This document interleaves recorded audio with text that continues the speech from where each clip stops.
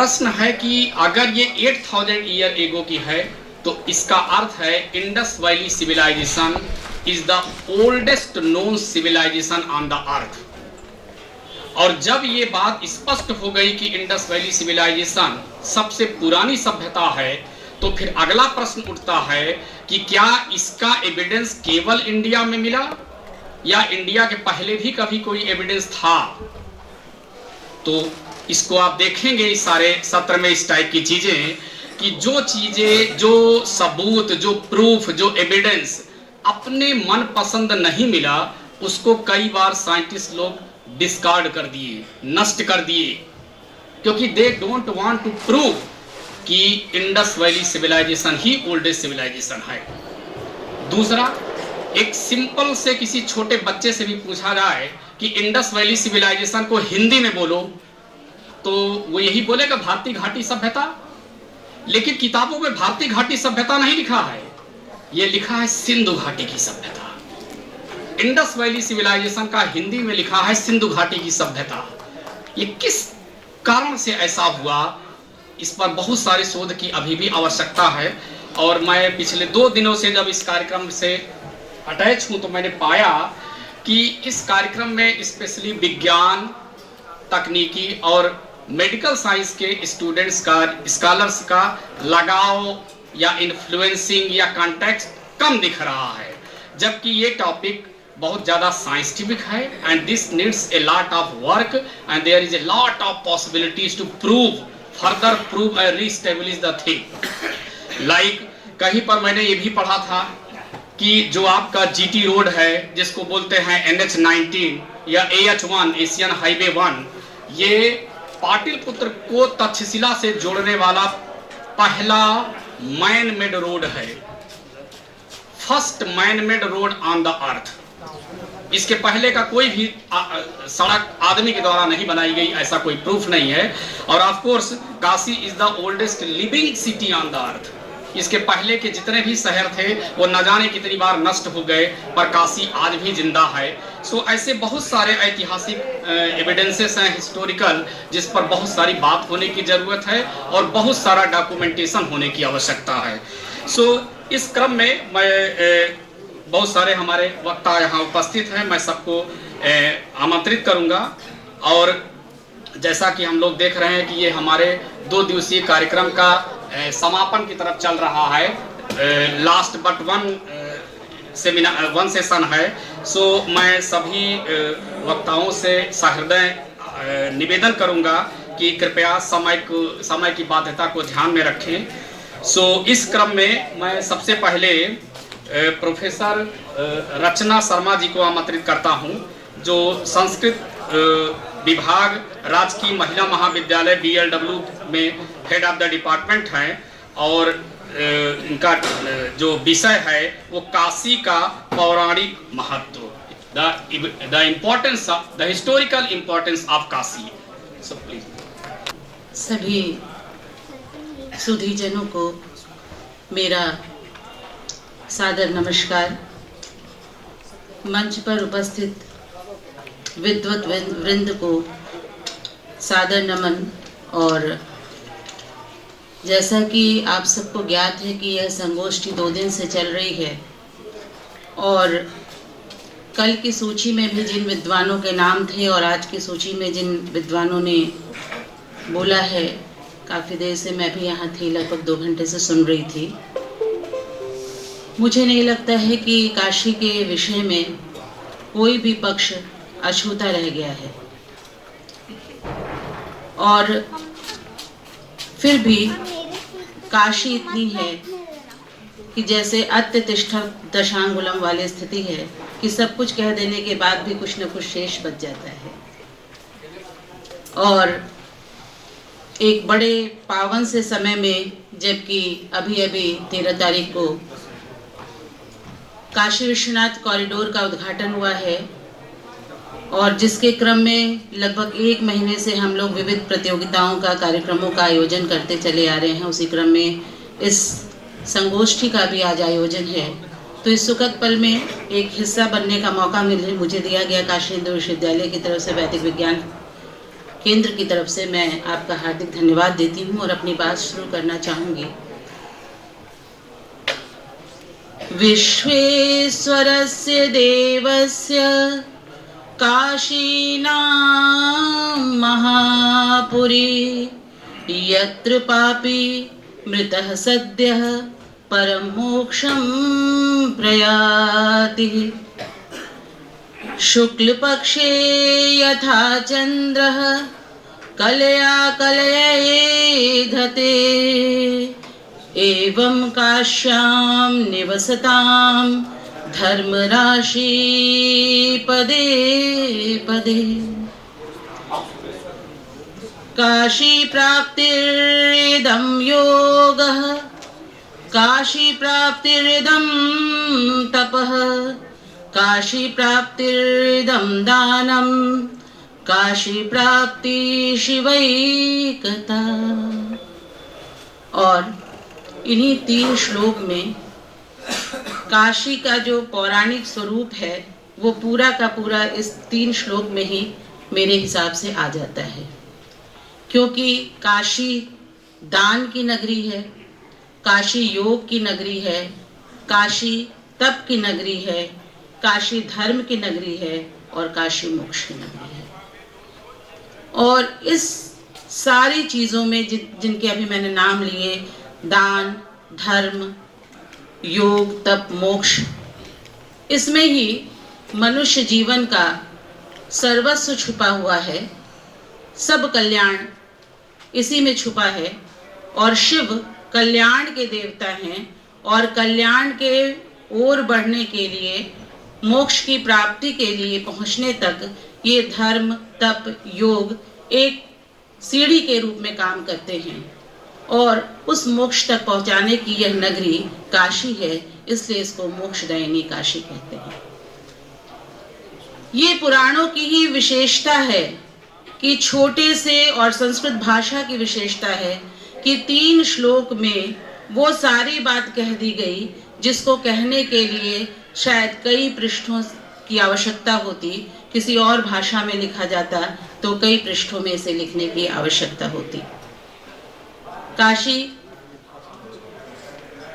पौराणिक नगरी है, धार्मिक नगरी है, सांस्कृतिक नगरी है, ये हम सब जानते हैं और इस पर अभी चर्चाएं भी हुई। हमारे इतिहासविद सुमन जैन मैडम, प्रोफेसर सुमन जैन जी बैठी हुई हैं, इतिहास के पक्ष पर भी बात करेंगी। लेकिन मैं अगर काशी की इतिहास के विषय में बात रखना चाहूँ तो मैं काशी के लिए किसी डेट को नहीं मानती हूँ और यह मानती हूँ कि न यदा भूमि वलयम न यदा अपाम समुद्भव तदा विहर्तुमीशेन क्षेत्रमेतद् विनिर्मितम्। जिस समय संसार में कुछ भी नहीं था तब काशी में शिव ने अपने विहार के लिए इस काशी क्षेत्र का निर्माण किया। और शिव एकमात्र ऐसे देवता हैं जिनका कोई अपना लोक नहीं है। वो कैलाश पर्वत पर निवास करते हैं, प्रकृति के साथ रमते हैं और मनुष्य से लेके पशु पक्षी तक सब उनके अपने हैं और वो सबको अपना मानते हैं। इसलिए किसी लोक में न रह करके वो इस लोक में हमारे साथ यहाँ काशी में निवास करते हैं और कहते हैं कि यहाँ का जो कंकड़ है वो कंकड़ भी शंकर है। इस अवधारणा को हम काशी के लोगों की बोलचाल की भाषा में भी देखेंगे तो हम पाते हैं कि काशी में कोई भी किसी को अपने से छोटा नहीं आंकता है। कोई भी किसी से बात करता है तो कहता है का गुरु का हालचाल हो, तो सबे गुरु बा, हर आदमी गुरु है। इसलिए ये काशी का ही वैभव है जहाँ एक समता का भाव है। आप किसी जाति के हों, किसी धर्म के हों, किसी के अनुयायी हों, आप वैष्णव हों, आप शैव हों, आप शाक्त हों, आप गणपत संप्रदाय को मानने वाले हों, आप तांत्रिक संप्रदाय के अनुयायी हों, लेकिन आप यहाँ सबके आपस में एक दूसरे के लिए क्या हैं? गुरु हैं। अमीर और गरीब का भेदभाव मैंने तो अपने जीवन में इतने वर्षों में कभी नहीं देखा। विद्वान और छोटे का भी भेदभाव नहीं देखा। ये जो परंपरा है वो काशी की परंपरा है और यही भारतवर्ष की पौराणिक परंपरा है जहाँ पर सबको बांध कर चलने की परंपरा है। काशी को जैसा कि हम जानते हैं कि प्रलय काल में भी काशी को शिव नहीं छोड़ते हैं और वो यहाँ ही निवास करते हैं। एक कथा जो स्कंद पुराण के काशी खंड में मिलती है उस कथा के अनुसार एक बार शिव को काशी छोड़ना पड़ा ब्रह्मा जी के अनुरोध पर, और उस समय रिपुंजय नाम के एक राजा जो दिवोदास के नाम से बहुत प्रसिद्ध हुए और उनके ऊपर काशी का भार सौंप करके शिव को यहाँ से जाना पड़ा। पर उस गमन में भी शिव ने लिंग रूप में अपने आप को यहाँ स्थापित किया, और वही लिंग अविमुक्तेश्वर के नाम से जाना जाता है। न विमुक्तम शिवेन इति अविमुक्त क्षेत्रम काशी। और ये काशी उसी अविमुक्त क्षेत्र जो इसका नाम कहा जाता है, जैसा कि सदाशिव जी भी बता रहे थे कि अविमुक्त क्षेत्र से कहा जाता है, तो यह अविमुक्त क्षेत्र जो नाम पड़ा वो इसीलिए पड़ा कि शिव कहीं भी हों लेकिन वो काशी को बिल्कुल नहीं त्यागते हैं। ये काशी वालों का सौभाग्य है कि हम सब के लिए हमारे देवादिदेव स्वयं हमारे साथ रहते हैं। जब वो यहाँ से गए और उनको यहाँ लौटना पड़ा, ये काशी की मैं पौराणिक संरचना की बात कर रही हूँ, जब उनको यहाँ लौटना पड़ा तो उन्हें लौटने का कोई रास्ता नहीं दिखाई दे रहा था, क्योंकि दिवोदास पर एक अच्छा सा नाटक या कुछ कथा भी लिखी जा सकती है दिवोदास के कैरेक्टर पर, क्योंकि वो एक ऐसे राजा के रूप में हमें पुराण में मिलता है जो बहुत अच्छे से अपना शासन चला रहा है, और शिव को भी काशी में पुनरागमन के लिए कोई ऐसा माध्यम नहीं मिल रहा है कि वो काशी में फिर से आकर के स्थापित हो सके। तब वो योगिनियों को यहाँ भेजते हैं, और योगिनियाँ अपनी माया से उनसे कहते हैं कि तुम अपनी माया से दिवोदास को दिग्भ्रमित करो और मेरा पुनर्स्थापन काशी में हो। परंतु वो योगिनियाँ यहाँ आकर खुद ही दिग्भ्रमित हो जाती हैं दिवोदास का वैभव देख करके, और जब वो अपने कार्य की सिद्धि नहीं कर पाती हैं तो वो यहाँ पर एक 64 योगिनी मंदिर है, वहाँ पर वो 64 योगिनियाँ एक रूप में समाहित होकर के वो 64 देवी के मंदिर के रूप में स्थापित हुई। उसके बाद सूर्य को अपने इस कार्य में शिव ने संलग्न किया और उनसे कहा कि तुम जाकर के अपने प्रताप से कुछ ऐसा करो कि मैं पुनः काशी में, दिवोदास वहां से उच्चाटित होकर चला जाए और मैं पुनः काशी में स्थापित हो सकूं। सूर्य भी आते हैं, बहुत प्रयास करते हैं, लेकिन कुछ नहीं कर पाते हैं। तो वो 12 आदित्य के रूप में यहाँ अपने 12 मंदिरों के रूप में काशी में स्थापित हो जाते हैं। उसके बाद गणों को भेजते हैं, गण भी असफल होते हैं। फिर गणेश को भेजते हैं, गणेश अपना प्रयास कर रहे होते हैं, परंतु बहुत विलंब होने के कारण भगवान का मन घबरा रहा है काशी के बिना, तो वो विष्णु को लगाते हैं इस कार्य में। और फिर विष्णु जब आते हैं तो वो अपना पहले बार अपना चरण धोते हैं, वो पादोदक तीर्थ के नाम से जाना जाता है। आपने अभी पादोदक तीर्थ की भी चर्चा की थी। वो पादोदक तीर्थ के नाम से जाना जाता है क्योंकि आदि केशव का मंदिर वहाँ पे बना है, और वहाँ भगवान विष्णु ने कहा जाता है कि पहले बार अपने चरण का प्रक्षालन किया था। वहां से वो आते हैं। फिर गणेश और विष्णु की मंत्रणा से, लंबी कथा है, शॉर्ट कर रही हूँ, मंत्रणा के बाद दिवोदास यहाँ से उच्चाटित होते हैं और शिव पुनः यहाँ स्थापित होते हैं।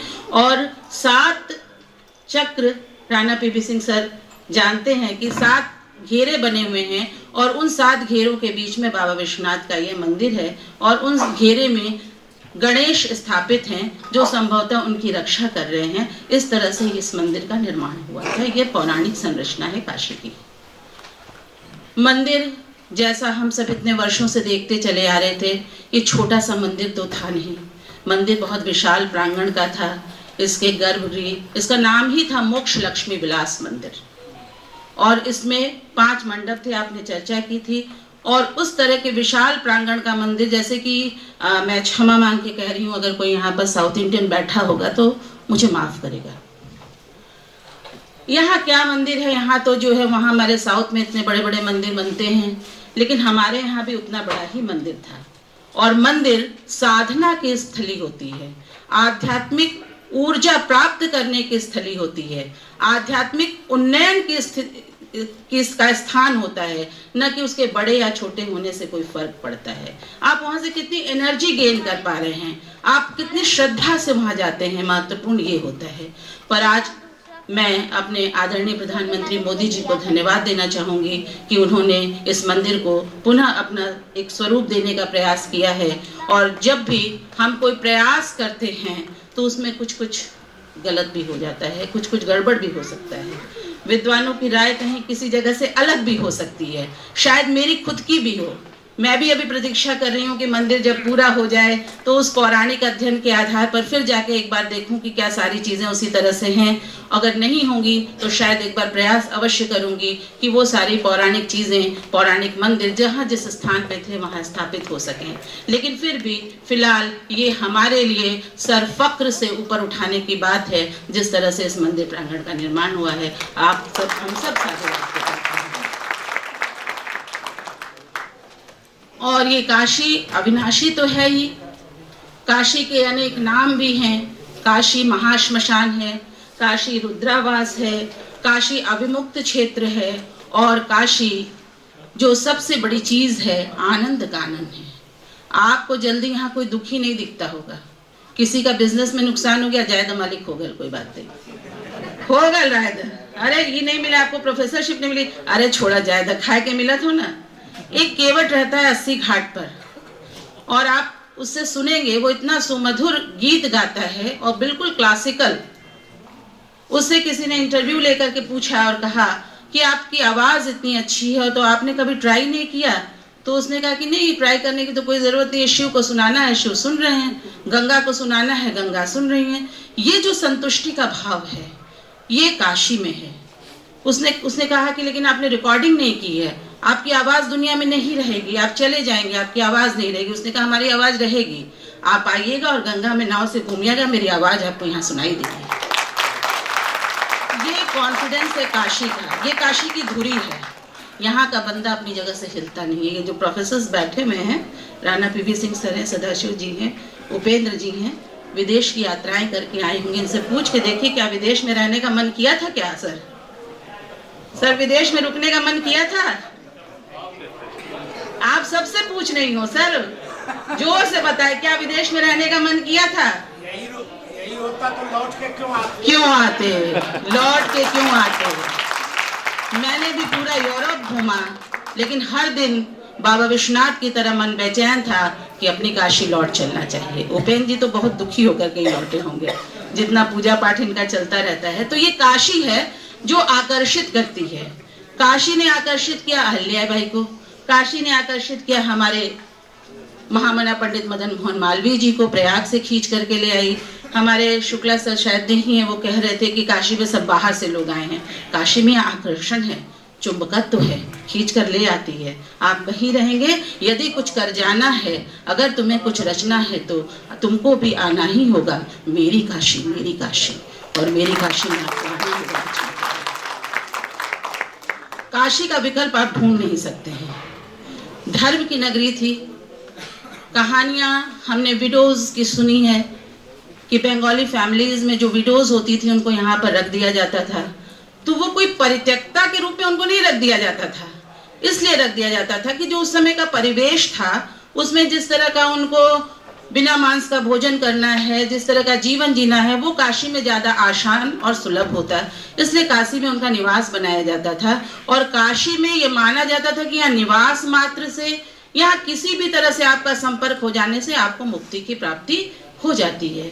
तो इस कामना से यहाँ पर सभी लोग आए। बहुत से दिक्पालों ने, ग्रहों ने, सप्तर्षियों ने, गणों ने और बहुत अन्य प्रकीर्ण लिंग, शिवलिंग यहाँ पाए जाते हैं। सदाशिव जी उल्लेख कर रहे थे, मैं उनका समर्थन करती हूँ। और काशी भरी पड़ी है शिवलिंगों से, मंदिरों से। एक एक मंदिर पर सर जानते हैं कि राणा पीवी सिंह सर बैठे हुए हैं कि रिसर्च किया जाए तो एक एक मंदिर की अद्भुत कहानी निकलेगी, अद्भुत बातें निकलेंगी। ये एक ऐसा अनोखा शहर है जिसको पौराणिक स्वरूप देने के लिए यहाँ पर यात्राओं का विधान किया गया। और ये यात्राएं जो हैं वो प्रतिदिन की जाती थी, जिसमें एक चतुर्दशायतन यात्रा थी, एकादशायतन यात्रा थी, अष्टायतन यात्रा थी। तो जो जिसके पास जैसी सुविधा है, 8 मंदिर का दर्शन कीजिए, 11 मंदिर का दर्शन कीजिए, 24 मंदिर का दर्शन कीजिए। और ये जो मंदिर बने हुए हैं ये भी एक तरीके से बने हुए हैं। जैसे चतुर्दशायतन यात्रा का जो पहला मंदिर है वो ओंकारेश्वर है, ओंकारेश्वर महादेव, जो चित्तनपुरा मोहल्ले में है। और वहां से लेकर के जो अंतिम चतुर्दशायतन यात्रा का अंतिम मंदिर है वो केदार जी में है, केदारेश्वर महादेव। तो वहां से लेकर के यहाँ तक काशी का एक स्वरूप भी निर्धारित हो गया कि काशी कहाँ तक है, वर्णा 80 तयोर मध्य। वर्णा और 80 के बीच में ही ये सारे मंदिर कर दिए गए। और ओंकारेश्वर उस चतुर्दशायतन यात्रा का पहला मंदिर है और केदारेश्वर अंतिम मंदिर है। तो इस तरह से पुराण ने इस पूरे काशी को बांध करके रखा है, एक स्वरूप दे करके रखा है। और बहुत सी ऐसी कथाएं हमें मिलती हैं पुराणों में जो ये कहती हैं कि यदि आपकी मृत्यु किसी अन्य स्थान में भी हुई, जैसे कि एक वाहिक नामक व्यक्ति की कथा मिलती है ब्राह्मण की, उसकी मृत्यु जो है जंगल में बाघ के आक्रमण से होती है और उसकी हड्डियां वहां पड़ी हुई हैं। एक गिद्ध हड्डी को लेकर के वहां से चलता है, रास्ते में एक दूसरा गिद्ध उसके साथ युद्ध करता है और हड्डी उसकी छूट करके गंगा में गिर जाती है काशी में, और उसकी मुक्ति वहीं से हो जाती है। तो ये जो मुक्ति का क्रम है काशी में, ये अद्भुत है। अंत में सिर्फ इतना कहना चाहूंगी, ये शाम क्वापि गते नास्ति तेषां वाराणसी।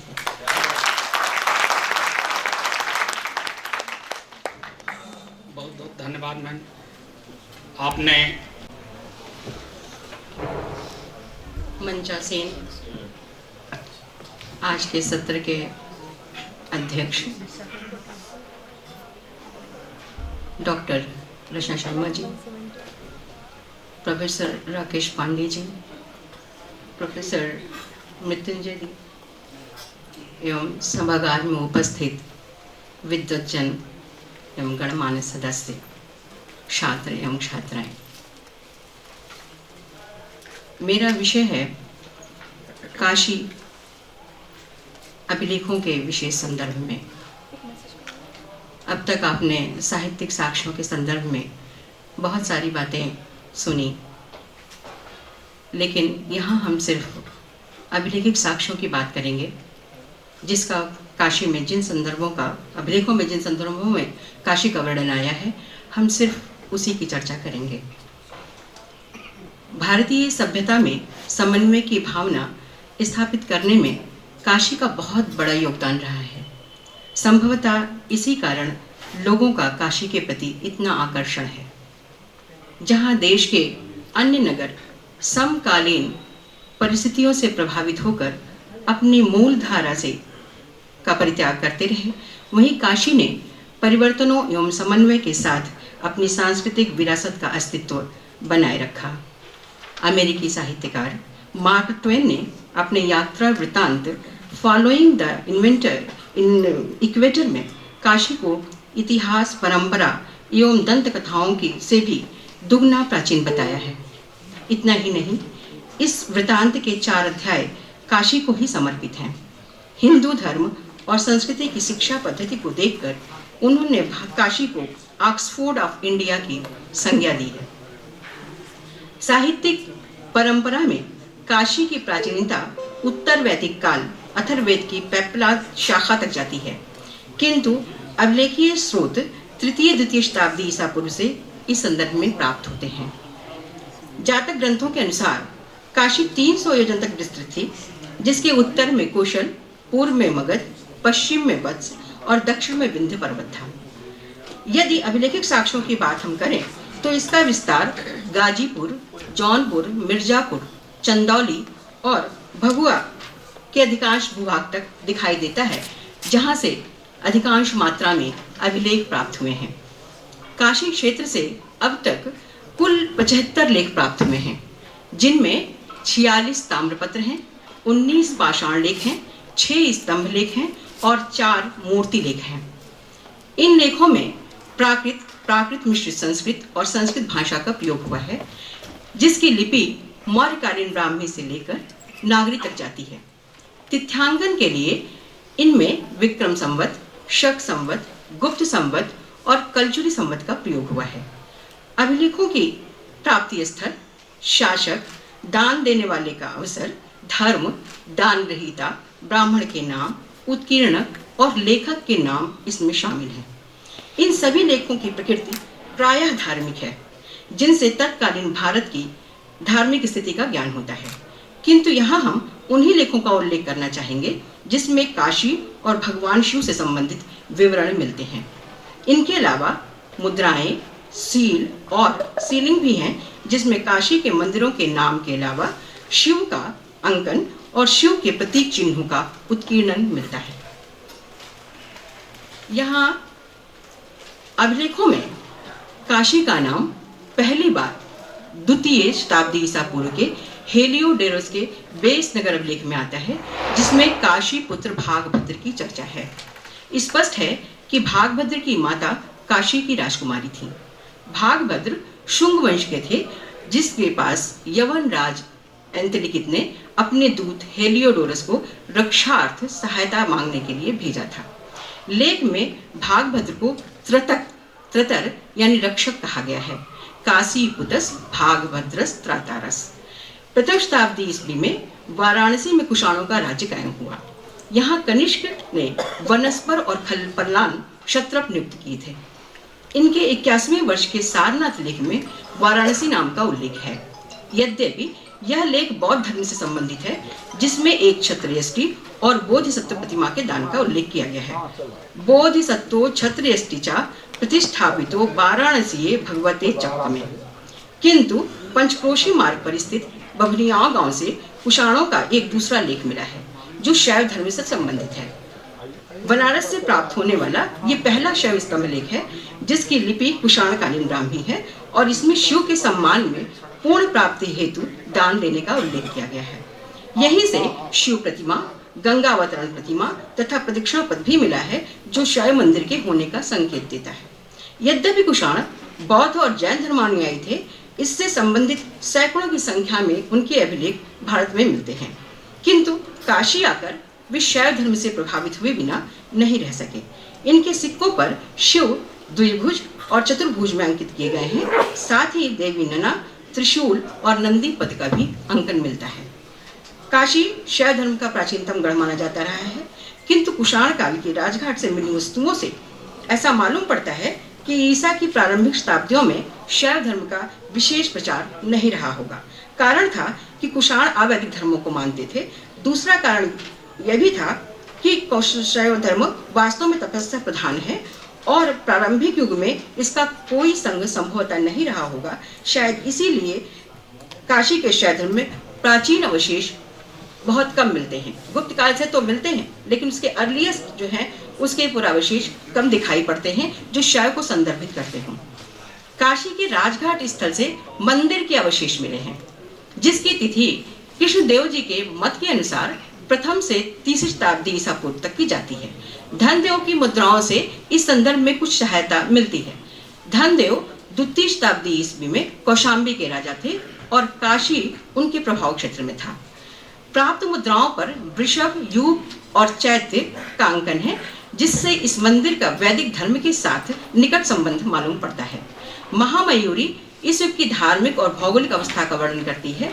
विदित होता है कि काशी के क्षेत्रपाल महाकालयक्ष थे। महाकाल शिव का भी एक नाम है। भारशियों के काल में, जो दूसरी तीसरी शताब्दी ईसा पूर्व में राज्य कर रहे थे, यहाँ शैव धर्म को अवश्य प्रोत्साहन मिला। वाकाटक लेख से ज्ञात होता है कि शिवलिंग का अपने कंधों पर वहन करने वाले भारशियों ने 10 अश्वमेध यज्ञ करके जिस घाट पर यज्ञ किया, उसे दशाश्वमेध घाट के नाम से जाना जाता है। अंश भार सन्निवेशित शिवलिंगो दोहन सुपरितुष्ट समुत्पादित राजवंशानाम पराक्रमाधिगति भागीरथ्यामल जलामूर्धाभिषिक्तानाम दशाश्वमेधा अवभृत स्नानानाम भार शिवानाम। दशाश्वमेध के उत्तर में जिस स्थान पर उन्होंने स्नान किया, इसे घोड़ा घाट कहते हैं। यहाँ उन यज्ञों के स्मारक के रूप में एक पत्थर का घोड़ा भी कुछ दशकों पहले स्थित था, जो वर्तमान समय में अब नहीं है। ये भारशिव दूसरी तीसरी शताब्दी में राज्य करते थे और इनकी राजधानी कांतिपुर थी, जो मिर्जापुर में स्थित है। ये नाग राजा शैव धर्म को मानने वाले थे। इनके प्रमुख राजा ने शिव को प्रसन्न करने के लिए धार्मिक अनुष्ठान करते हुए शिवलिंग को अपने सिर पर धारण किया था, इसीलिए वे भारशिव नाग कहलाए। भारत कला भवन में एक अद्भुत मूर्ति का संग्रह है, जिसका संबंध भारशियों के साथ हो सकता है।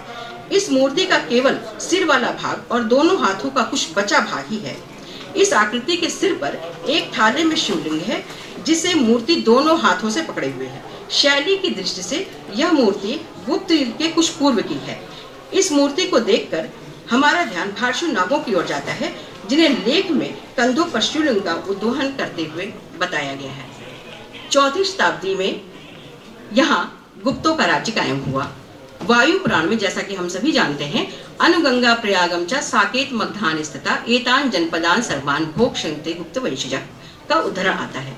चंद्रगुप्त प्रथम के समय में ही बनारस उनके अधिकार क्षेत्र में था और इसीलिए संभवतः प्रयाग वशस्ती और अन्य लेखों में गुप्तों के बनारस का उल्लेख नहीं मिलता, और जिस पर लोग विचार कर रहे हैं कि क्या कारण है कि इस काशी का उल्लेख प्रयाग प्रशस्ति में नहीं किया गया है। काशी का अविमुक्त क्षेत्र का नाम पुरातात्विक साक्ष्यों के आधार पर, साहित्यिक साक्ष्यों के आधार पर नहीं, पुरातात्विक साक्ष्यों के आधार पर गुप्त काल में दिखाई पड़ता है। शैव धर्म का काशी में पुनरुत्थान होते ही अनेक शिवलिंगों की स्थापना यहाँ होने लगी। मत्स्य पुराण में महत्वपूर्ण 8 शिवलिंगों के नाम गुप्त युगीन मिलते हैं, जिनकी पुष्टि काशी के राजघाट क्षेत्र से प्राप्त मुहर लेख से होती है। इनमें हरिश्चंद्रेश्वर, आम्रातेश्वर, जालेश्वर, श्री पर्वतेश्वर, महालयेश्वर, कृमिचंडेश्वर, केदारेश्वर और महाभैरव तथा अविमुक्तेश्वर ये नाम मिलते हैं। राजघाट से ही अविमुक्तेश्वर नाम की और कई मुद्राएं प्राप्त हुई हैं, जिन पर गुप्त और कुटिल लिपि में लेख अंकित है। इसमें एक लेख जिस पर त्रिशूल, परशु और वृषभ का अंकन है, उस पर अविमुक्तेश्वर भट्टारक नाम मिलता है। दूसरा एक सील मिला हुआ है जो गुप्त लिपि में ही है, इस पर वृषभ और गंगा का अंकन है और इस पर लेख है अविमुक्तेश्वर। तीसरी एक मुद्रा मिली है जिस पर श्री अविमुक्तेश्वर लिपि तो लिखी है, लेकिन ये कुटिल लिपि में है। ऐसा लगता है कि गुप्त काल से लेकर 9वीं शताब्दी तक और इससे भी आगे तक अविमुक्तेश्वर नाम की महत्ता बनारस में प्रचलित थी। मुद्राओं से यह भी पता चलता है कि अविमुक्तेश्वर के लक्षण त्रिशूल, परश और वृषभ थे और अविमुक्तेश्वर का मंदिर ज्ञान वापी के पास कहीं रहा होगा। देवदेव और विश्वेश्वर देव अविमुक्तेश्वर के ही नाम है, जिसका उल्लेख पुराणों में भी मिलता है। गुप्त काल में काशी में शैव धर्म का उत्कर्ष तीव्र गति से हुआ, जिसके प्रमाण अभिलेखों में मिलते हैं। चंद्रगुप्त द्वितीय के उदयगिरी शिलालेख में उसके मंत्री पाटलिपुत्र निवासी वीरसेन ने भगवान विष्णु के सम्मान में एक गुहा का निर्माण कराया। भक्त्या भगवत शंभोर गुहा मेताम कार्य। इसी प्रकार कुमार गुप्त के प्रथम के मंत्री पृथ्वीसेन ने शिव मंदिर का दान किया, जिसका उल्लेख उसके करंदंडा लेख में मिलता है। भगवतो महादेवस्य पृथ्वीश्वरम इत्येवं समाख्या। स्कंदगुप्त के सामंत महाराज हस्तिन के लेख में उसे शैवोपासक कहा गया है। स्कंदगुप्त ने शैव भक्ति में आस्था रखते हुए बैल प्रकार के सिक्के निर्मित किए। वस्तुतः शैव धर्म के इस प्रकार का प्रारंभ शुंग सातवाहन काल से हुआ, जो गुप्त काल में अपने चरमोत्कर्ष पर पहुंचा। राजघाट मुद्राओं पर गुप्तकालीन निम्नलिखित मंदिरों के नाम मिलते हैं जो गुप्त शैली में हैं: श्री सारस्वत, योगेश्वर, भृंगरेश्वर, प्रीतिकेश्वर स्वामिन, भोगेश्वर, प्रागेश्वर, हस्तीश्वर, गंगेश्वर, गभिस्तीश्वर। 12वीं सदी के लक्ष्मीधर ने भी इन नामों का उल्लेख किया है, जिसकी पुष्टि इस राजघाट मुहर लेख से होती है।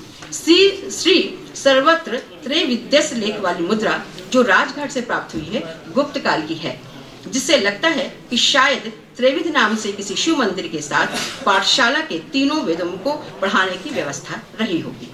इस काल में शैव धर्म से जनसाधारण वर्ग भी बहुत प्रभावित था, जिन्होंने शैव धर्म से प्रभावित होकर अपने व्यक्तिगत नाम भी धारण कर लिए थे। ये नाम राजघाट की सील पर प्राप्त होते हैं, जैसे रुद्रगुप्त, भवरुद्र, शिवदत्त, कर्दमक रुद्र, रुद्र शर्मा, शिवमित्र आदि। इन सभी मुद्राओं पर नाम के साथ शैव के प्रतीक चिन्ह भी अंकित किए गए हैं। नंदी, नाग शर्मा, भृगु शर्मा, भृगुमित्रक, धारी नंदी, देव, ईश्वर दत्त, महादेव, नागदत्त, भवसेन, नागदत्त, महेश्वर आदि नाम गुप्त काल में शैव धर्म के प्रचार के द्योतक हैं। काशी गुप्त काल में कार्तिकेय की पूजा का भी प्रधान केंद्र थी। राजघाट से मिले कार्तिकेय भक्तों की मुद्राओं पर नाचता हुआ मोर अंकित है। एक मुहर पर श्री महेंद्र लेख है और बाईं ओर नाचता हुआ मोर अंकित है, जो कुमार गुप्त की है। इसी प्रकार से 3 मुद्राएं ऐसी मिली हैं, जिसमें एक पर षष्ठी, दूसरी पर सुविशाख दत्त और तीसरी पर विशाख दत्त नाम आया है, जो कार्तिकेय की पूजा की ओर संकेत करता है। षष्ठी कार्तिकेय की देवी मानी जाती हैं। गुप्त युग में इनकी पूजा होती थी। अनेकानेक इनके मंदिर भी स्थापित किए गए हैं। यह है कार्तिकेय की एक बड़ी सुंदर मूर्ति कला भवन में सुरक्षित है, जो गुप्त काल की है। इस युग में पाशुपत संप्रदाय का भी विकास हुआ। अर्धनारीश्वर प्रतिमा के अतिरिक्त भगवान शिव के साथ भगवान विष्णु की संयुक्त प्रतिमा हरिहर के रूप में मिलती है। गुप्त काल में इस प्रकार की अनेकानेक मूर्तियां उकेरी गईं। उत्तरकालीन गुप्त अप्सर विलेख में भगवान शिव के लिए हर शब्द का प्रयोग हुआ है और उनके पुत्र कार्तिकेय के लिए मयूर वाहन। 6वीं शताब्दी के मध्य में गुप्त साम्राज्य छिन्न भिन्न हो गया। इसी युग में अनेक स्वतंत्र राजवंश उत्तर भारत में शासन करने लगे। इस युग में काशी मौखरियों के हाथों में चला गया। मौखरियों के लेख की शुरुआत शिव स्थिति से करते रहे हैं। इनका प्रसिद्ध लेख, जैसा कि हम सभी जानते हैं, हरहा लेख है। इसमें पार्वती की शिव को अर्धांगिनी के रूप में व्यक्त करते हुए शिव की महिमा बताई गई। कहा गया कि त्रिपुर नामक राक्षस का विनाश करने वाले संपूर्ण जीवों के कल्याण और आस्था के कारण शिव की जय हो। जिनकी अर्धांगिनी पार्वती हैं, जिनके ऊपर कामदेव का कोई भी प्रभाव नहीं पड़ सका था, जो विश्व के सृष्टि और विनाश के कारण हैं तथा जो ब्रह्मा को भी जन्म देने वाले हैं। अज्ञानताओं के समूह एवं दुर्भावनाओं के विनाशक योगी भी जिनके ध्यान में मग्न रहते हैं, अंधक का मर्दन करने वाले वे शिव आपको अमृत प्रदान करें। जिनके अंग पर सर्व सुशोभित है, ललाट पर भगाकृति को धारण करने वाले तन्वी चंद्रकला अलंकृत है, शुभ्र कपाल माला धारण करते हैं, फड़ियों के मस्तक में छिपी मड़ियों की प्रभा से आभासित सिंह की त्वचा धारण करते हैं। यहाँ शिव का स्वरूप अमरता को प्रदान करने वाला बताया गया है। अर्थात इस युग तक आते आते अभिलेख में शिव को मोक्षदायिनी माना जाने लगा। 7वीं 8वीं सदी तक शैव धर्म के विविध संप्रदायों का विकास हुआ। मौखरियों के बाद पुष्यभूति राजवंश का राज्य यहाँ काशी में हुआ। यह वर्चस्व कायम हुआ। इस वंश का महान सम्राट, जैसा कि हम सभी जानते हैं, हर्ष था, जो शैव उपासक था। बांसखेड़ा लेख में शिव को माहेश्वर और सभी प्राणियों पर अनुकंपा करने वाला कहा गया है। वेदसांग के अनुसार काशी इस समय शैव धर्म का प्रधान केंद्र बन गई थी, जहाँ 100 से ज्यादा शिव मंदिर स्थापित थे।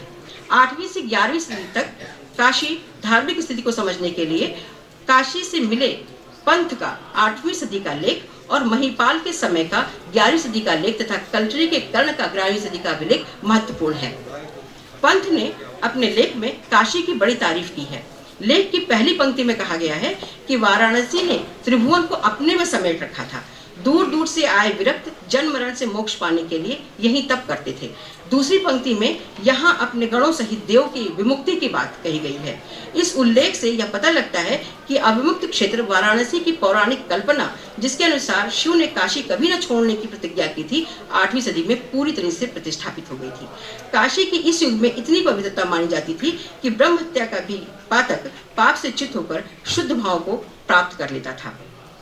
इसी लेख के 4थे श्लोक में बताया गया है कि पंथ ने काफी द्रव्य लगाकर और धार्मिक कृत्यों के बाद चंडी की एक मूर्ति स्थापित की।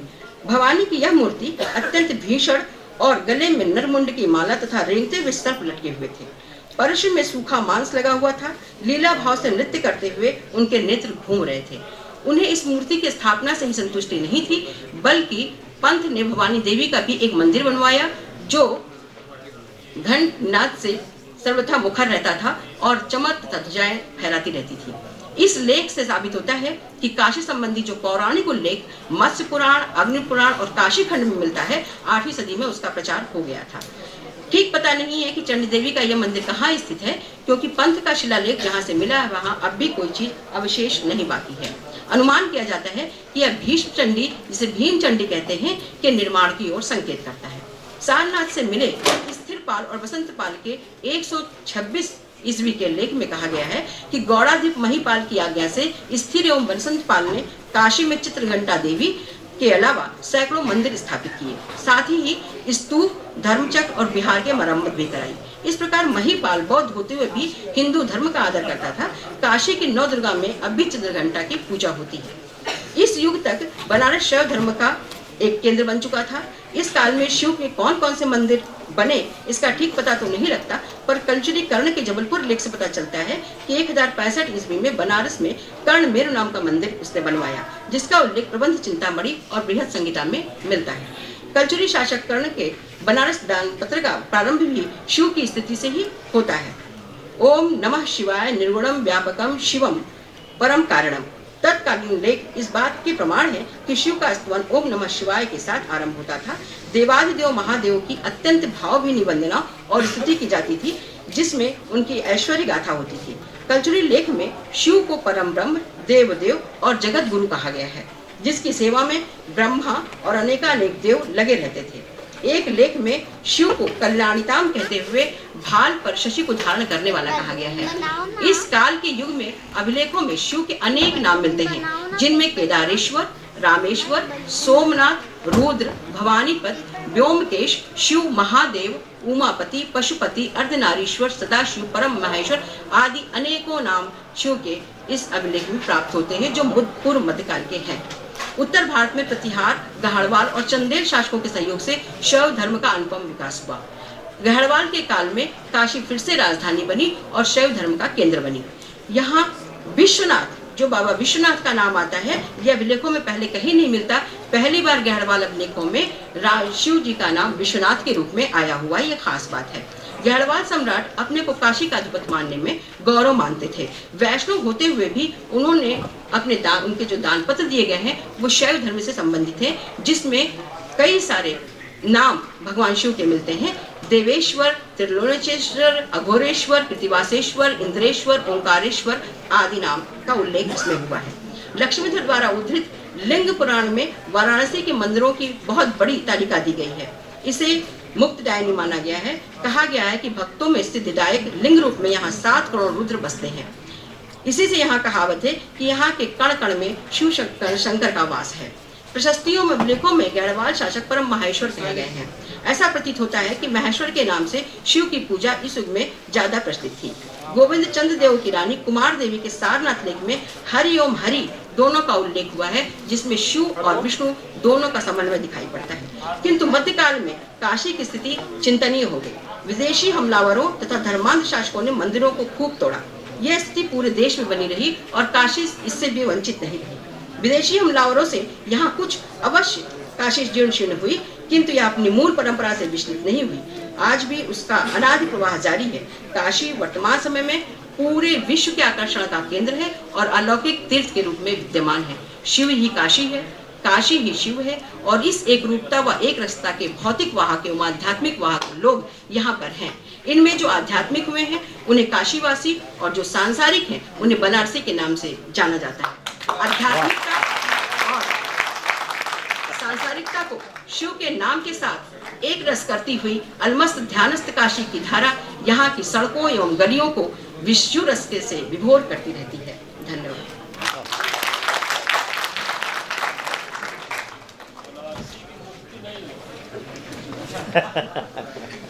बहुत बहुत धन्यवाद मैम।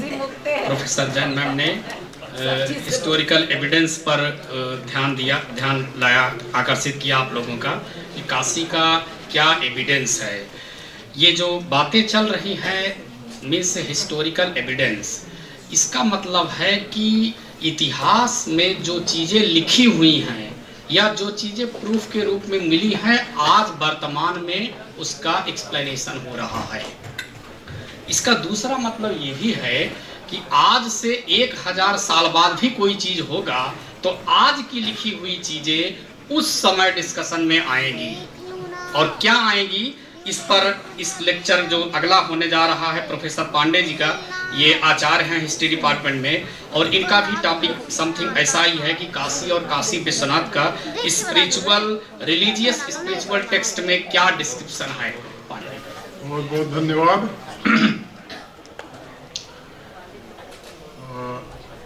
हमारे सामने बड़े विद्वान लोग बैठे हुए हैं। Professor DP. वर्मा साहब, professor Binda Paranjpe, professor Rana P B. Singh, professor Sadashiv ji, professor Upendra Pathi ji, doctor Subhash Yadav ji, और मंच पर विद्वानगण डॉक्टर शैलेंद्र कुमार सिंह जी, जो आज उनका व्याख्यान हुआ कि नहीं हुआ? नहीं हुआ उनका ना, शैलेंद्र कुमार सिंह जी। डॉक्टर रचना शर्मा जी बहुत अच्छा बोला। फिर प्रोफेसर सुमन जैन जी, आपने बहुत ही विस्तार से बहुत अच्छा व्याख्यान दिया। और प्रोफेसर राम पूजन पांडे जी जो अध्यक्ष हैं, उनके प्रति बहुत सम्मान व्यक्त कर रहा हूँ। और प्रोफेसर मृत्युंजय देव पांडे बहुत अच्छा संचालन किया आपने। और अवनीश पाठक जी हैं, धन्यवाद ज्ञापन करेंगे। और हमारे विद्यार्थीगण हैं, छात्र छात्राएं, और ये बड़ा अच्छा अवसर प्रदान किया भारत सरकार ने और काशी हिंदू विश्वविद्यालय के प्रोफेसर उपेंद्र पाठी वेद विज्ञान केंद्र ने और भारत उत्तर प्रदेश सरकार की संस्कृति विभाग है उनका संस्कृति का, उन्होंने, उनके मंत्री जी भी कल आए थे, डॉक्टर नीलकंठ तिवारी जी। तो ये एक बड़ा ही प्रासंगिक एक सेमिनार कहा जाए या संगोष्ठी का आयोजन किया गया, खास तौर से ऐसे परिप्रेक्ष्य में जबकि काशी में एक बड़ा ही, जैसे हम लोग इतिहास के विद्यार्थी हैं, इस शब्द का प्रयोग कर सकते हैं, एक काशी का नवजागरण शब्द का प्रयोग करेंगे। एक काशी ने नवजागरण को देखा। पुनर्जागरण शब्द का प्रयोग तो नहीं मैं करूंगा, तो पुनर्जागरण नहीं, ये नवजागरण है। काशी तो हर समय जागृत है, लेकिन ये नवजागरण है। और ये नवजागरण शब्द का प्रयोग मैं कुछ खास अर्थ में कर रहा हूँ कि हमारे यहाँ इतिहास में हम लोग पढ़ाते हैं, रेनेसा करके पढ़ाते हैं, वो उसका अर्थ होता है पुनर्जागरण। लेकिन उस रेनेसा को पढ़ाते समय ये शब्द का भी प्रयोग करते हैं कि ये रेनेसा नहीं था, ये न्यू बॉर्न मूवमेंट था। न्यू बॉर्न शब्द का प्रयोग करते हैं, नवजागरण। और नवजागरण होने पर ये बड़ा स्वाभाविक होता है कि बहुत सी बातें पक्ष में विपक्ष में बहुत सी बातें आती हैं, और कोई भी नवजागरण ऐसा हो ही नहीं सकता है जिसमें विरोध न हो। तो काशी के नवजागरण का भी विरोध दिखाई दिया, और विरोध जैसे कोई विरोध हो और समर्थन बहुत तेजी से, धीरे धीरे बहुत तेजी से बढ़ता चला जाए। और विरोध भी एक ऐसा विरोध होने लगे जैसे लगा कि पुराणपंथिता जो सम्मान की बात है, पुराणपंथिता खड़ी होकर के विरोध कर रही हो, ऐसा लगा प्रारंभ में और लगातार लगा। और पुराणपंथिता के मन में ये बात लगातार रही कि ये क्या हो रहा है। परंतु उस पुराणपंथिता को नवजागृति ने जिस तरह से संदेश दिया, उस संदेश में मैं लगता है आचार्य कुल का भी ये धर्म बनता है कि ये बताए कि ये जो नवजागरण है, ये क्या हमारी परंपरा के अनुरूप है, या हमारी परंपरा को ये और अधिक समृद्ध करने वाला है। ये जिम्मेदारी और ये उत्तरदायित्व तो मैं सोचता हूँ कि आचार्यों का है, जो इसको जरूर करना चाहिए कि समाज में एक खास किस्म का जो भ्रम का वातावरण है उसे दूर किया जाना चाहिए। तो इस संदर्भ में प्रोफेसर राणा पीवी सिंह जी बैठे हुए हैं, वो बहुत ही हमारे बड़े भ्राता हैं, बड़े भारी आचार्य हैं, काशी के इंसाइक्लोपीडिया हैं। इनको मैंने देखा और इनसे बहुत कुछ सीखा, और बहुत सा इन्होंने, इनकी जो की ट्रेनिंग हुई है विज्ञान की ट्रेनिंग से है, ये geography science institute of science के हैं, तो उसकी ट्रेनिंग का भी इनके हर वक्तव्य पर असर दिखाई देता है। नासा, मैग्नेटिक फील्ड का मेजरमेंट और ये सब करके एक बड़े जैसे लगता है ये किसी को कन्विंस करना चाह रहे हो, अरे देखो ये जो है ये सब नासा से है सब। नहीं, ये ठीक है, इनका स्टैंड, जो इनका रेफरेंस है, इनका जो पैराडाइम है वो बहुत ही ठीक है। खासतौर से लोग आजकल जो साइंस में, साइंस है कि नहीं है, साइंस बताइए क्या कह रहा है, तो साइंस का मेजरमेंट में है कि नहीं। और हमारे यहाँ जो है वो हमारे यहाँ भी साइंस की या मेजरमेंट की बहुत पुरानी परंपरा रही है। साइंस की, साइंस और स्पिरिचुअलिज्म दोनों की पुरानी परंपरा रही है। अगर साइंस है तो उसका कंट्रास्ट एपिस्टेमोलॉजी, जो शब्द, जो ज्ञान मीमांसा, यहाँ विद्वान संस्कृत के बैठे हैं, न्याय वैशेषिक के, तो ज्ञान मीमांसा के परिप्रेक्ष्य में विज्ञान की ज्ञान मीमांसा और जो अध्यात्म की या जो धर्म विद्या की ज्ञान मीमांसा है, जो परमार्थिक ज्ञान की ज्ञान मीमांसा है, जो सांसारिक ज्ञान की ज्ञान मीमांसा है, ये दोनों माने ज्ञान मीमांसा अलग अलग है, मैं इतना कह रहा हूं। तो प्रोफेसर राणा पीपी सिंह जिस ज्ञान मीमांसा के आधार पर जिन प्यासे लोगों की प्यास बुझाने की कोशिश करते हैं, काशी की गरिमा बताते हैं, और उस गरिमा को बताने में जिस तरह से जिन बातों को रखते हैं, बड़े साइंटिफिक ढंग से जैसे कहा जाए, हम यहाँ पर बड़ी विनम्रता से ये निवेदन करना चाहेंगे कि हमारे यहाँ जो वास्तु है, जिसे अंग्रेजी में कह सकते हैं कि स्टेट ऑफ आर्किटेक्चर, या एक शब्द और भी देखा वास्तु के लिए, शिल्प शास्त्र। शिल्प शास्त्र और वास्तु में बिल्डिंग का स्ट्रक्चर, बगीचे, भूमि, जमीन, तालाब, कौन से मटेरियल का प्रयोग कर रहे हैं, पदार्थों का प्रयोग कर रहे हैं, इन सभी चीजों की जो टोटलिटी है, जो सब कुछ की जो संपूर्णता है, वो वास्तु है।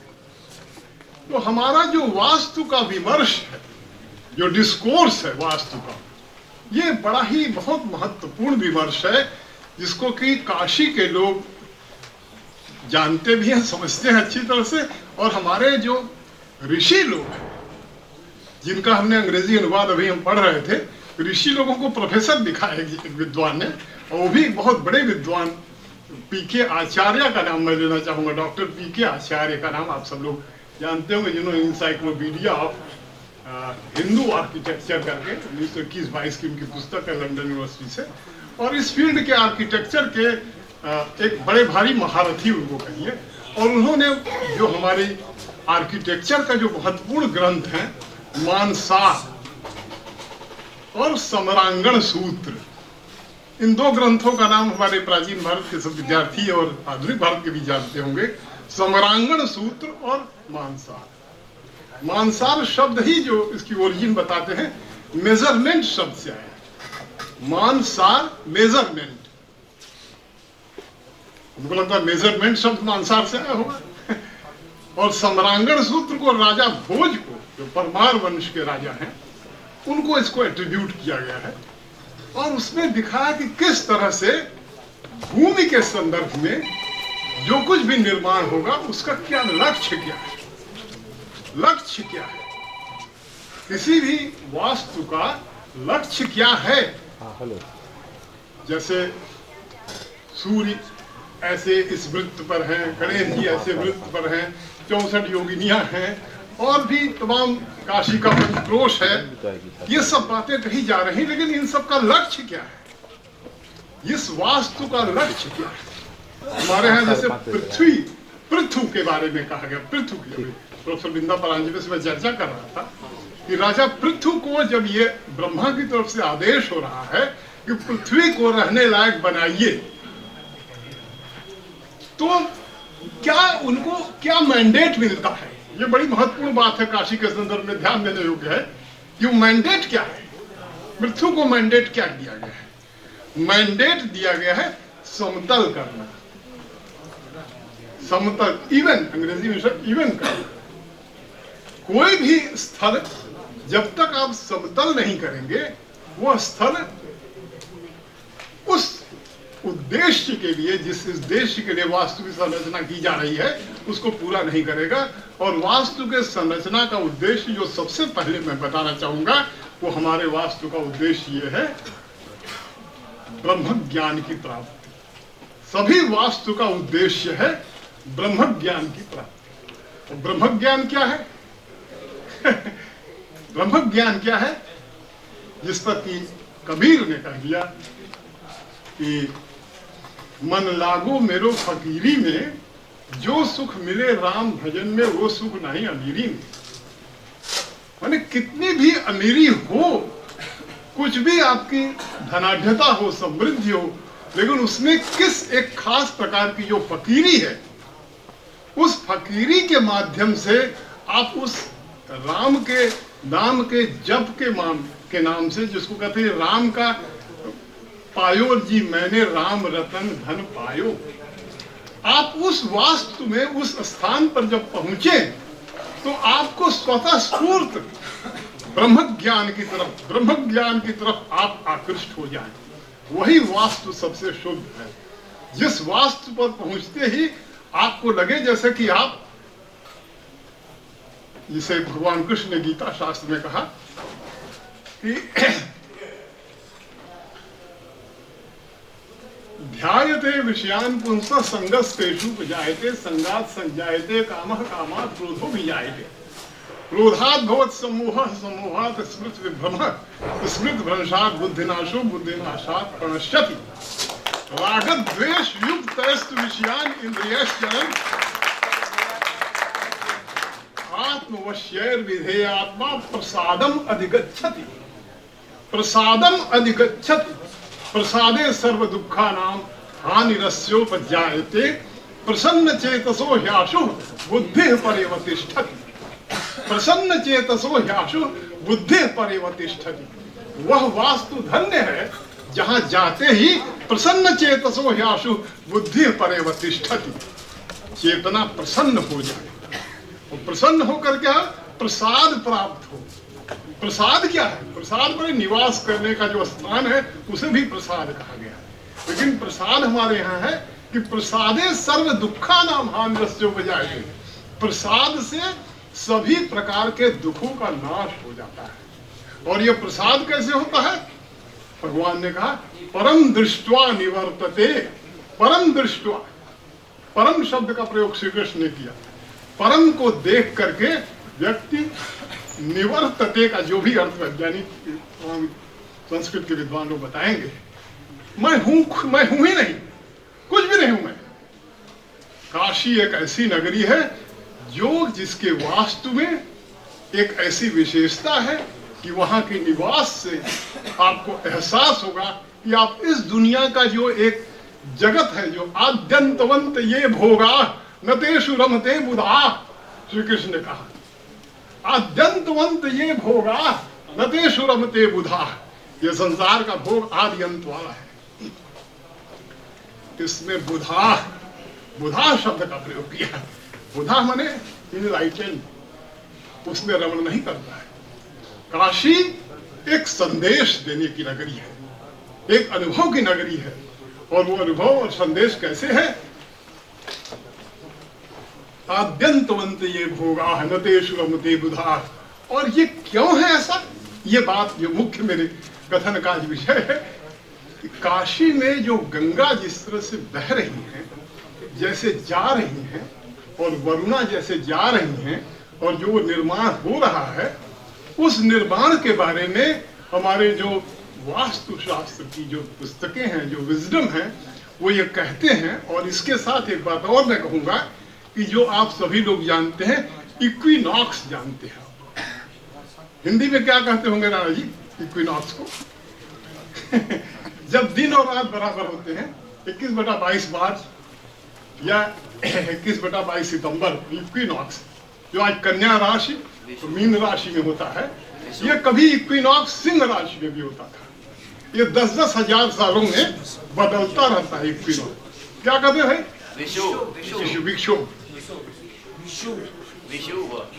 विषु। अब मैं आपका इशारा करना चाहूंगा, अगर मैं बहुत अधिक समय नहीं ले रहा हूं तो, कि आप जो ये हमारे प्रधानमंत्री मोदी जी ने जो स्थल बनाया है, उस स्थल से गंगा जी से जब शिव जी की यहाँ यात्रा करेंगे और वहां पर खड़े होकर के 21/22 मार्च और 21/22 सितंबर को सूर्य को देखिए और गंगा जी को देखिए, तो आप देखेंगे कि परपेंडिकुलर जो है वो सूर्य वहां पड़ रहे हैं। और जब वही रास्ता वास्तु में सबसे शुभ माना गया, वही चौकोर भूमि सबसे शुभ मानी गई है, जिस चौकोर भूमि में जो विषुव कर रहे हैं, विषुव के दिन में, इक्विनॉक्स के दिन में परपेंडिकुलर रेखा है, परपेंडिकुलर सूर्य आएगी।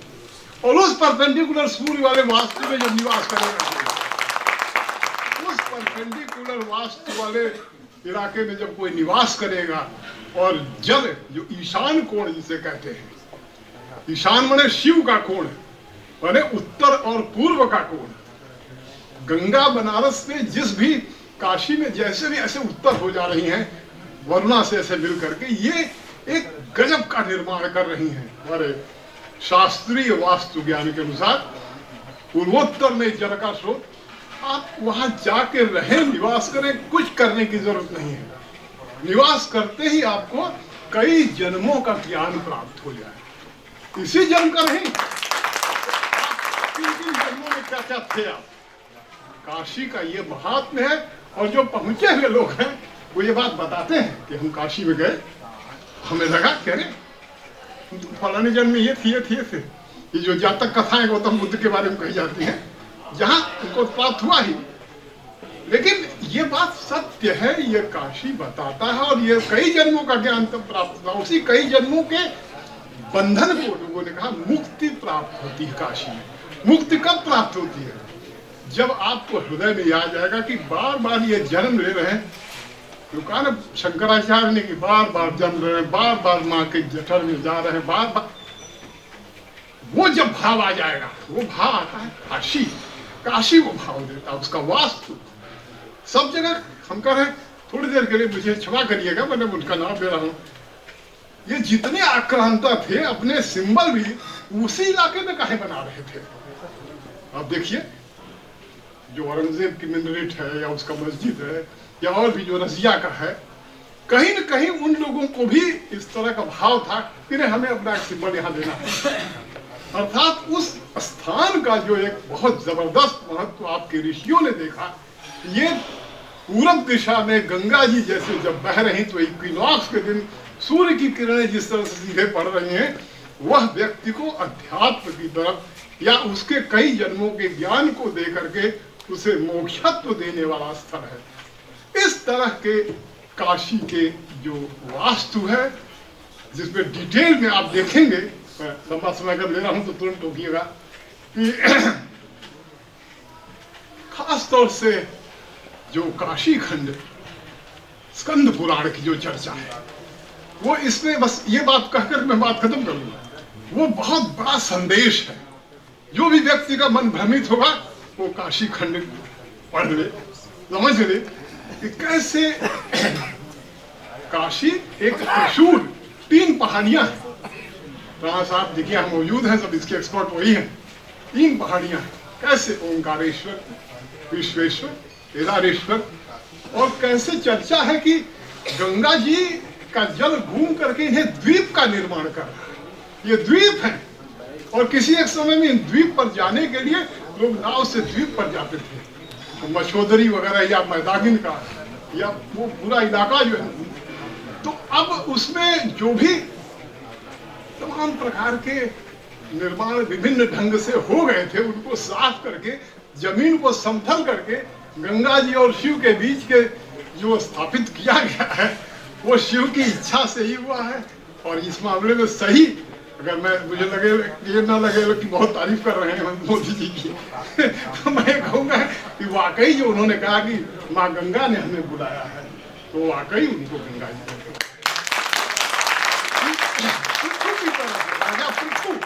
राजा पृथु, वो ब्रह्मा ने आदेश दिया कि पृथ्वी को रहने लायक बनाने के लिए समतल बनाओ पृथ्वी को।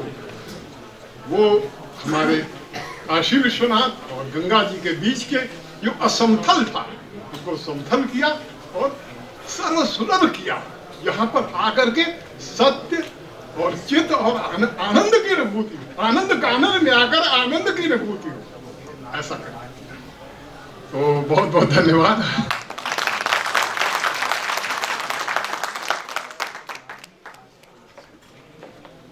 Thank you sir. आपने भी स्पिरिचुअल टेक्स्ट में क्या काशी या बाबा विश्वनाथ का क्या महत्व है, क्या रिटन टेक्स्ट है, उस पर चर्चा किया।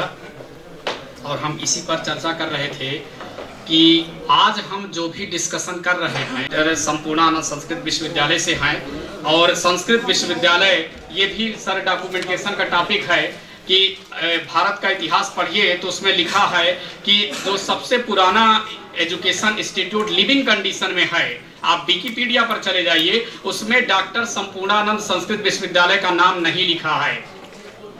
जबकि आप तो अच्छे से जानते होंगे संपूर्णानंद संस्कृत विश्वविद्यालय is the oldest living university of India right now.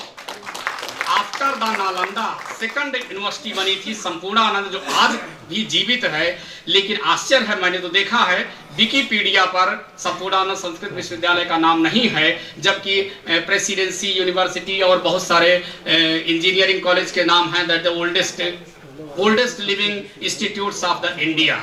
सो आइए सर, आपका सादर आमंत्रित है। विश्वेशम माधवम ढूंढिम दंडपाणिम च भैरवम वंदे काशीम गुहाम गंगाम भवानीम मणिकर्णिका। परम श्रद्धेय मंच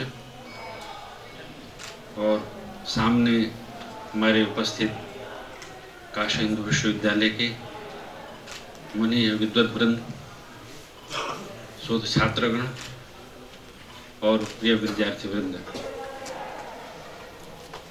आपने जो अभी चर्चा की 1791 में जो वर्तमान में संपूर्णानंद संस्कृत विश्वविद्यालय है, उसका बनारस संस्कृत कॉलेज के रूप में नींव पड़ी थी। और वह जो संस्था थी, कॉलेज कही जाती थी, लेकिन अति समृद्ध थी और उसमें बड़े बड़े महामहोपाध्याय थे। और 1998 में संपूर्णानंद संस्कृत विश्वविद्यालय हुआ और काशी में जो जीवंत वर्तमान में संस्थाएं हैं, जैसा कि आप रक्षा बता रहे थे पांडे जी, कि जीवंत सभी संस्थाओं में वह प्राचीनतम है। लेकिन किसी कारण से, जिस कारण से भी डॉक्यूमेंटेशन उसका न हो, ये तो आश्चर्य की बात है। जहाँ तक हमारे यहाँ धर्म अर्थ काम मोक्ष चार पुरुषार्थ हैं और काशी के अनेक नाम हैं। काशी श्रेष्ठ है, श्रेष्ठ है, महनीय है, ग्राह्य है, सब कुछ बहुत। लेकिन काशी जो है मोक्षपुरी है, मोक्ष देने वाली पुरी, मोक्षदात्री है। उक्ति भी है कि काश्याम मरणान मुक्ति ही। काशी में यदि शरीर छूट गया किसी का तो उसकी मुक्ति है। उसने क्या कर्म किए हैं अपने पूर्व में, वर्तमान में क्या कर रहा है, अच्छा है बुरा है, भगवान भोलेनाथ की नगरी में उसका कोई विचार नहीं है, यदि उसका शरीर छूटता है तो वह मोक्ष का अधिकारी होता है। कहा काशी रहस्य में कहा है, कीट हो, पतंग हो, मच्छर हो, वृक्ष हो, वृक्ष को भी प्राणी मानते, उसमें भी जीव है। वृक्ष जले स्थले वा विचरन्ति देवाः मंडूकमत्स्या कृमयोपि काश्याम त्यक्त्वा शरीरम शिवमाप्नुहि। वो शिव को प्राप्त होते हैं। मोक्ष की नगरी तो काशी है। अब क्यों है, यह एक विचारणीय बिंदु होती है। जैसा कि आदरणीय प्रोफेसर पांडे जी ने कहा, अनेक एंगल से कहा, हम लोग कोई भी काम आज करते हैं, अपना छोटा सा घर बनाते हैं तो उसमें वास्तु का अवश्य विचार करते हैं, वास्तु की पूजन करते हैं। तो इतने बड़ी जो नगरी की स्थापना हुई उसमें अवश्य वास्तु का विचार हुआ होगा, यदि हम भौतिक दृष्टि से देखें। नहीं तो सारा विश्व, पूरा विश्व, यहाँ तक कि कहते हैं, एक काशीखंड का मंगल श्लोक है कि भूमि स्थापन्यात्र भू, जो भूमि पर स्थित होकर भी स्वयं भूमि नहीं है। त्रिविदेशो, हाँ, ऊंचे अधस्थापित, और नीचे रहकर भी पृथ्वी पर है। पृथ्वी पर हम लोग बनाते हैं कि उत्तर प्रदेश के वाराणसी जिले के अमुक जगह काशी की स्थिति है, लेकिन भूमि पर स्थित होकर भी वह स्वर्ग से ऊंचा है, ऐसा बना है। अब भूमि से बद्ध होकर एकदम मुक्ति देने वाली है। श्याम मृता जंतवा, जिसमें शरीर छोड़ने के बाद प्राणी मात्र मुक्ति का अधिकारी होता है। ऐसा डिंडिम घोष के साथ एकदम काशी खंड का दूसरा श्लोक में भगवान वेदव्यास जी इसको कहते हैं। तो एक वेदव्यास का कालखंड क्या है, अब इतिहास विधि में जानेंगे। हम लोग मानते हैं कि बहुत पुराना है ना। वेद का ही उन्होंने ऋग यजुर सामवेद के रूप में विभाग किया है। तो वेद काली, वेद जितना पुराना है और वेद तो उनसे भी पुराना है, लेकिन वो कालखंड हुआ है। तो उस समय काशी की यह महत्ता थी। और यह काशी जो है, इसका अविमुक्त वाराणसी क्षेत्र बोलते हम लोग संकल्प। अविमुक्त वाराणसी, अविमुक्त इस नाते है कि जब हम लोग ऐसा सृष्टि और संहार की चर्चा होती है कि इस जो हमारा जगत है उसका सृष्टि भी होता है और एक स्थिति ऐसी आती है कि इस जगत का संहार भी होता है, तो उस संहार की स्थिति में भी काशी की सत्ता बनी रहती है, क्योंकि काशी वह भूमि नहीं है, भगवान के त्रिशूल पर विराजमान है। इसीलिए वह जब प्रलय की स्थिति होती है तो वह काशी की स्थिति भगवान के त्रिशूल पर होती है। जैसा उनका त्रिशूल और भगवान सुरक्षित है, वैसे काशी भी सुरक्षित रहती है। इसीलिए इस काशी का किसी भी काल में, तीनों काल में हम सनातन धर्म की दृष्टि से देखें तो इसका कभी अभाव नहीं है। और काशते प्रकाशते ब्रह्म ज्ञानम अस्याम सा काशी, जिसमें ज्ञान निरंतर प्रकाशित होता, जिसमें अद्वैत ज्ञान, आनंद, जिसको आप कह दें आनंद कह दें, सुख कह दें, आत्मबोध कह दें, जिसमें निरंतर होता रहता हो, उसी का नाम काशी। एक जीवंत इंसाइक्लोपीडिया कह सकते हैं, धर्म की प्रतिमूर्ति कह सकते हैं। भारती जी हैं, सुधांशु शेखर शास्त्री जी के बड़े भाई हैं, बड़े साधक हैं, तपस्वी हैं। उनके मुख से सुना है, अब विश्वास कर कहते हैं कि काशी में हम क्या हैं, कोई क्या है, आप जो देखते हो वह नहीं है, उससे अलग हट करके काशी के कंदराओं में कहते हैं आज भी उनकी बात पर विश्वास करने कि ऐसे ऐसे तपस्वी हैं कि 100-100 वर्ष, 200-200, 1000 वर्ष से काशी की धरती में तपस्या कर रहे हैं, तो उन्हीं के बल से यह काशी टिकी है और काशी काशी है। तो इसीलिए इसको अध्यात्म नगरी भी कहते हैं। हम पुण्य नहीं भी करते, कहते हैं कीट और पतंग आदि भी मुक्त हो जाते हैं, तो उनके यदि हमारे माता पिता समृद्ध है, बहुत पैसा इकट्ठा करके रख दिए हैं, तो पुत्र यदि नालायक भी होता है तो उसका सुख का उपभोग करता है। वैसे हम लोगों में जो, जैसे कहा ना कि जो काशीवासी हो उसको, जो बनारसी होता है उसके लिए मुक्ति नहीं है, लेकिन काशीवासी को मुक्ति है। तो लेकिन भगवान विश्वेश्वर के यहाँ कुछ नहीं, कीटा पतंगा मसका सर्वे मुक्ता भवन्ति, उनके यहाँ तो कोई पक्षपात ही नहीं है। और कहते हैं जो शिव है, जो कहते हैं तारकम शिव तारकम उपदिशति, कहते हैं राम नाम सत्य है। यहाँ की परंपरा जब क्लास जाती है तो राम नाम सत्य है, तो राम नाम क्या कहते हैं कि यही तारक मंत्र है, राम ही तारक मंत्र है।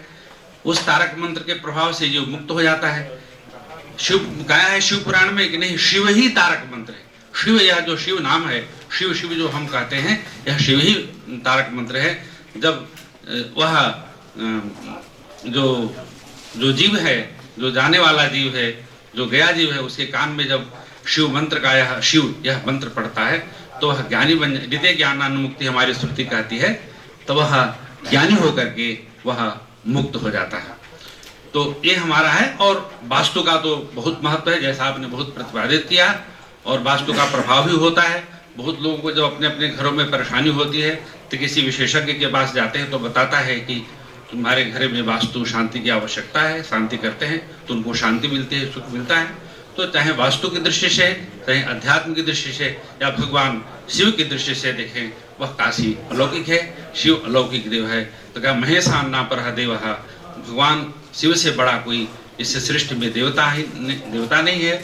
वो देवाधिदेव अवसर देव है, वो महादेव हैं। तो और सारे देवताओं की जो सृष्टि प्रक्रिया में जितने देवता हैं, हम कहते हैं जो ब्रह्मा है वह भगवान जो शिव के दाएं अंग से निकले हैं, विष्णु जो है बाएं अंग से निकले हैं, जो एक सृष्टि करता है, एक पालन करता है। और रुद्र भी हैं भगवान शिव की तरह, वह भी भगवान शिव से निकले हुए रुद्र हैं जो संहार का कार्य करते हैं। तो भगवान शिव ने ही रुद्र को पैदा किया, शिव को और ब्रह्मा को पैदा किया और विष्णु को पैदा किया। तो वो महादेव का यह अधिष्ठान है काशी, जिसका कि कहा कि जन्म मुक्ति महाजान, ज्ञान खानि अगहानि कर, जहाँ सब शंभु भगवान सो काशी से कसना। तो शंभु और भगवान शिव और काशी, शिव और पार्वती जी कभी भी अपने यह प्रिय नगरी काशी को छोड़ते नहीं हैं। इसके पीछे ऐतिहासिक पौराणिक विवरण है उनके न छोड़ने का। इसलिए जो काशी है वह आनंद का आनंद भी है हाँ, अवमुक्त क्षेत्र भी है, इसको काशी भी कहा जाता है, वाराणसी भी कहा जाता है और बनारस भी क्या कहा जाता है, जहाँ सदैव एक रस रहता है, जहाँ व्यक्ति पर कोई आनंद मग्न रहता है, कोई एक लंगोटा पहन कर भी, सामान्य वस्त्र पहन कर के वो गंगा के उस किनारे या बनारस के घाटों पर वो तेल मालिश करके दंड बैठक करता रहता है। यह काशी की बस्ती है, उसके मूल कारण भगवान विश्वेश्वर सदाशिव हैं। और जो है रचना शर्मा जी, जो हमारे जो आज की मुख्य वक्ता थे, उन्होंने पौराणिक दृष्टिकोण से और ऐतिहासिक दृष्टिकोण से काशी के स्वरूप के बारे में जो आपने विवेचन प्रस्तुत किया, बहुत ही आपका अच्छा था। और सुमन जैन जी ने तो जैसे इतिहास है, जैसा आपने भी कह रहे थे कि आज जो हम लोग कह रहे हैं, लिख रहे हैं, डॉक्यूमेंटेशन कर रहे हैं, वह भविष्य का वह इतिहास बनेगा, भविष्य के लिए वह साक्ष्य बनेगा। आज पहले जो कुछ भी हो चुका है उसी को आपने ध्यान में रख करके ऐतिहासिक परिप्रेक्ष्य में काशी को की परंपराओं को, काशी के जो देवता लोग हैं वो किस रूप में कहाँ अंकित हैं, कैसे अंकित हैं, बहुत सारगर्भित रूप में और विस्तार के साथ प्रस्तुत किया सुमन जैन साहब ने। अभिलेखों के विशेष संदर्भ में उनका था। और पांडे जी का क्या कहना है, उनका तो वो इतिहास पुरुष हैं, लेकिन वो आध्यात्मिक पुरुष भी लगे, वो गीता के विशेषज्ञ लगे और गीता का भी उन्होंने बहुत अच्छा विश्लेषण किया और उन्होंने वास्तु को भी आपके सामने रखा। तो आचार्य जी, निश्चित वास्तु बहुत ही महत्वपूर्ण है। संभव है कि, और देखिए एक बात मैं बताऊं, मुझे जो आता है कि जो बार बार जो हिंदुओं के जो पवित्र प्रसिद्ध स्थल थे उनको जो तोड़ा गया, उसके पीछे पता नहीं उनकी वास्तु दृष्टि रही हो, इसको हम नहीं कह सकते एकदम थम के क्या रही, लेकिन वह हिंदू सभ्यता को और संस्कृति को धूसरित करने की उनकी दृष्टिकोण अवश्य रहा। नहीं तो उसके बगल में बना सकते थे, वो तो राजा थे, उनको क्या है, ऐसा थोड़े कि वाइब्रेशन जब विश्वनाथ मंदिर को तोड़ेंगे तभी उनको मिलेगा, वो तो उसके 100 गज आगे पीछे भी बना सकते तो मिल सकता था। उन्होंने प्रसिद्ध तमाम मंदिरों को तोड़ा, तो उनकी तोड़ने की दृष्टि रही, ये हम नहीं कह सकते हैं कि उस संवर्ग के सभी लोगों की रही होगी दृष्टि। उन्होंने जजिया कर लगाया, इतिहास में हम लोग पढ़ते हैं, तो जजिया कर की क्या बात था, किसी का शोषण ही था कि तुमको दर्शन करना है तो हमको टैक्स दो। तो ये सब बातें इतिहास के हैं, तो डॉक्यूमेंटेशन हुआ है, लिखा है, तभी तो हम जानते हैं। यदि हमारे अच्छे कार्य रहेंगे प्रपत्रों में, अपने डॉक्यूमेंटेशन में, तो हमारा जो इतिहास का मूल्यांकन होगा। इसलिए हम लोगों को बहुत सजग होना चाहिए। तो और नवजागरण को जो आपने कहा, इस निश्चित रूप से हम मोदी जी का और योगी आदित्यनाथ जी का जरूर नाम लेंगे, क्योंकि उन्होंने नेतृत्व किया है। और आज जो हमारा 3,000 स्क्वायर फीट में जो हमारा विश्वनाथ मंदिर था, वो 5 लाख समथिंग स्क्वायर फीट में हुआ है, जहाँ हम लोगों को जाने के लिए कितने सुरक्षा के साथ जाना पड़ता था, हम लोग जा नहीं पाते थे, दर्शन करने वाले भी लौट जाते थे। हम समझते हैं कि अब जा सकते हैं, शिवरात्रि में 150 लोग वहाँ इकट्ठा नहीं हो सकते थे, अब हमको लगता है 50,000, 60,000, 70,000 लोग बैठ सकते हैं, अपनी आराधना पूजा कर सकते हैं। तो इसका यदि किसी को श्रेय जाता है तो निश्चित रूप से योगी आदित्यनाथ जी को और हमारे जो माननीय देश के प्रधानमंत्री हैं मोदी जी को जाता ही जाता है, इसमें कोई दोहरा नहीं है। और इसको सब लोग मानते हैं, जो उनको नहीं मानते वो भी मानते हैं और मानना पड़ेगा। सत्य किसी की अपेक्षा थोड़े करता, सत्य तो सत्य होता है, वो 2-2 4 ही होगा, चाहे आप मानो या मत मानो, तो एक है। और हम लोगों के सामने जो बार बार जो राणा साहब का आता था, राणा साहब को मैंने भोजन करते वक्त सुना था, वो तो सही में इंसाइक्लोपीडिया है काशी के और विश्व के। मैंने देखा थोड़े देर 10-15 मिनट, मैंने आपको सिर्फ बड़े सावधानी से सुन ही रहा था, है ना। तो आप हैं, आप विद्वत जन हैं, तो आप सबका आपने बोलने का अवसर दिया। और जो मृत्युंजय देव पांडे जी हैं, बहुत अच्छा उन्होंने संपादन किया। और काशी के बारे में कहा पुराण में कि कहा कि अब काशी कैसे पैदा हो। मुझे एक संदर्भ मिला कि यल्लिंगम दृष्टवंतो तो नारायण पितामहो तदेव लोके वेदे काशीति परिकीर्तितः। अब ऐसा लिखा कि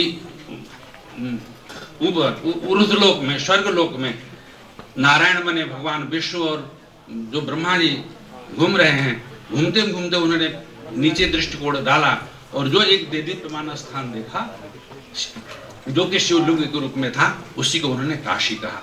तो जो काशी है ना, काशी चाहे बाबा विश्वेश्वर को कहे, या काशी के एक कण को कहिए, वो दोनों शिव रूप ही है। ऐसा नहीं, काशी शिवलिंग रूपा है।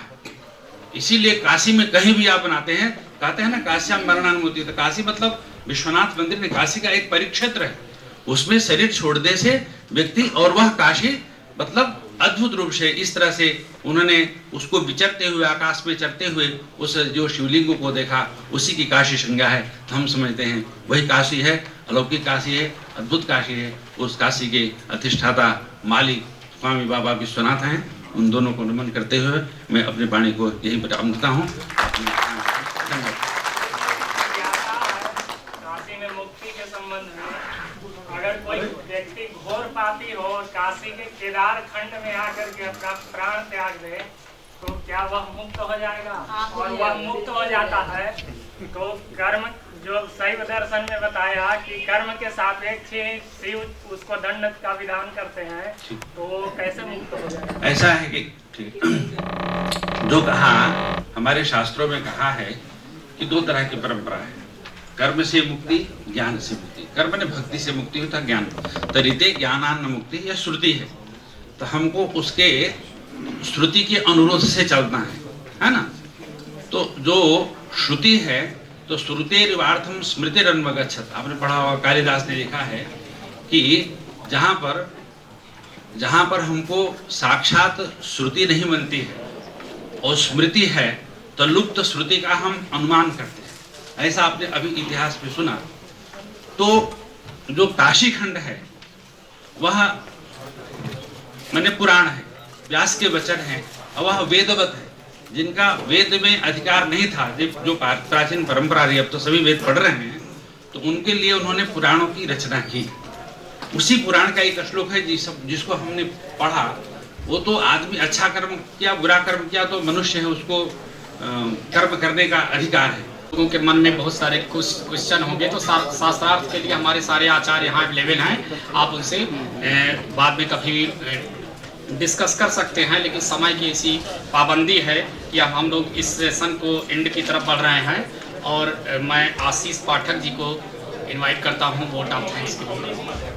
मंगलम यत्र विभूतिश्च विभूषणम कोपीनम यत्र कौशीयम सा काशी किम सिद्ध्यति। इस 2 दिवसीय राष्ट्रीय संगोष्ठी में काशी और भगवान विश्वनाथ पे हम लोगों ने चर्चा किया।